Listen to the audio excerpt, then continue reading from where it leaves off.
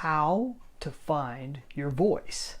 Hi, I'm Brian Pombo. Welcome back to Brian J. Pombo Live. What we do every day here in the same spot, wherever you're watching or listening to this. Come back tomorrow, you'll get another one. We've been doing this pretty consistently. I think I missed maybe one day in the last 100 and so. In fact, my producer has just told me that we are halfway through a full year's worth.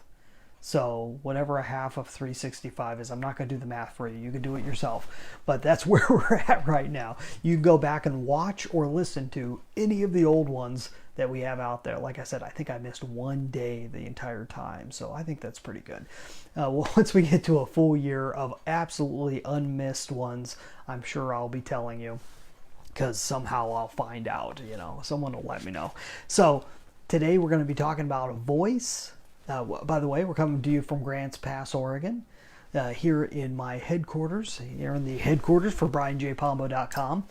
And we're talking about how to find your voice. So this was a concept that's been around. A lot of books have been written about it, articles, everything else, how to discover your voice. If you're looking to get out there and put yourself out there as it doesn't necessarily need to be a celebrity or an expert or anything of that sort, but put yourself out there as any form of spokesperson where you're trying to promote something. And in some way, shape, or form, you're trying to promote something. How do you find your voice? The term voice it's an off-the-wall concept, but I think we all pretty much have an idea is what are you all about? What is the feel about you and who you are and the way you talk? How's it all work? This was a concept that I was caught up in for a while, and I think most of the time it's an illusion. It's something that we all get caught up in as if it matters, as if we have a say in it, as if there's a way to really develop from the ground up mathematically your voice. I don't think it's true. I think the best way to do it is to just jump in there. And it's something that I've had to experience more and more to really know that that's the case. In fact, I've read many books. I have an audio book out there. It was pretty good. It was called Louder Than Words by Todd Henry. Yeah, Louder Than Words. That's a pretty good book on how to find your voice, but it says the same thing that this book says, except this book says it a lot quicker in one of its chapters. And I was just thumbing through this is one of those books I love going back to. Steal Like an Artist by Austin Kleon. And this chapter 2 is titled, Don't Wait Until You Know Who You Are to Get Started. And this tends to be a thing that we use to procrastinate getting moving and doing what we know we're supposed to do, is we're waiting to try and figure out what we're all about and what we're actually going to put out there. And what you have to do is just start. You have to get moving. You have to just do it. This is really good. He says, make things know thyself. If I'd wait to know who I was or what I was before I started being creative in quotes, well, I'd be sitting around trying to figure myself out instead of making things. In my experience, it's the act of making things and doing our work that we figure out who we are. You're ready, start making stuff. I just love that. It's a very simple, straightforward concept. And the first time I read it, I don't think it really didn't sink in. It's one of those things, okay, that's nice, and you pass over it and you go back. In the past year, there's been a few changes that we've made. Number one, I've taken my company name and changed it to BrianJPombo.com. Everything has changed to surround that brand specifically. I've created a podcast, the Off the Grid Biz podcast. You can go and check that out, offthegridbiz.com.